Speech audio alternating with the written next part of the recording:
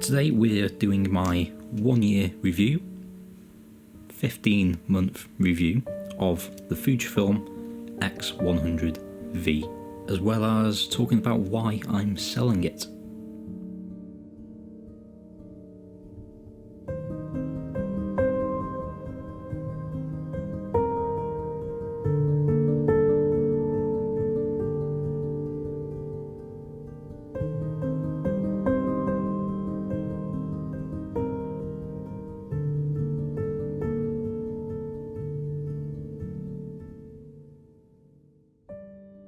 Hi folks, welcome back to the channel.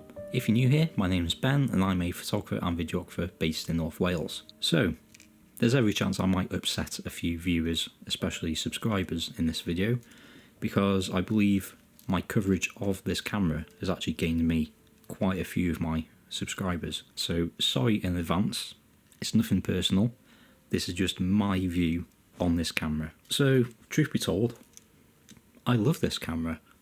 It's a great little camera. Honestly, I bought it on a bit of a whim.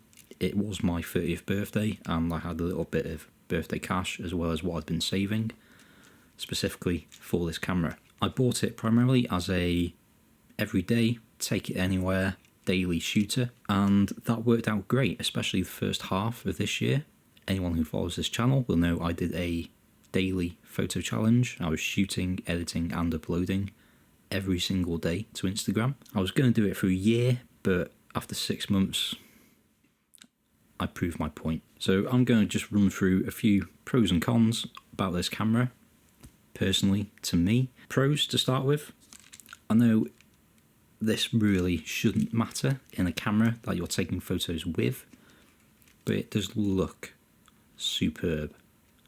It is a stunning looking camera. Compared to the previous X100F, I much prefer the metallic finish on this camera, especially the silver one, though the black does look pretty good as well. I really like the images that I'm getting out of it.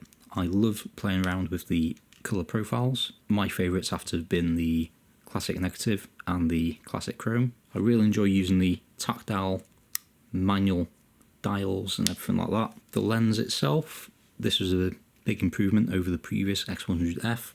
It is a super sharp lens, even wide open at f2, and that's just about where my pros list comes to an end. Cons about this camera. Ergonomics. There is next to nothing to actually get hold of with this camera. If you're looking to invest in this camera, be prepared to have some extra cash lying around, because I can almost guarantee you will want to start modifying it. Personally, I had a little red shutter button on top of there. It just threads into the middle. I bought the JJC hand grip, which extends the grip itself, as well as giving a Arca Swiss base on the bottom. I'm not a big fan of the little joystick on the back. It's just a little bit finicky, bit too much play in it for my liking. This is coming from someone who's used to shooting with the likes of the Sony A7R4, which has, in my opinion, just about the best joystick of any camera. The viewfinder is not really anything to be particularly desired. You can of course just use it in rangefinder mode and use optical viewfinder, but when you've got an EVF, I'm always going to use an EVF. Seeing your exposure right in front of you, it's a world changer in terms of photography. The menu system isn't the best. This is coming from a Sony user who supposedly have the worst menus in the world. I guess it's one of those, if you're using it enough and actually diving into the menus enough, you will know exactly where to find stuff.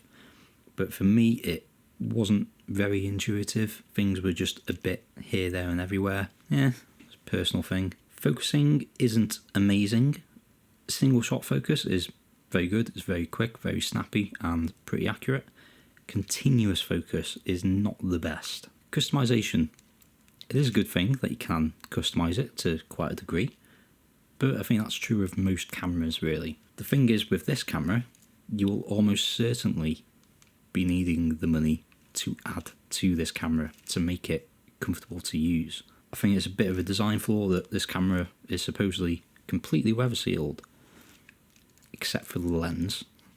why even bother saying it's weather sealed? To weather seal it, you'll need to get a filter on the front of it.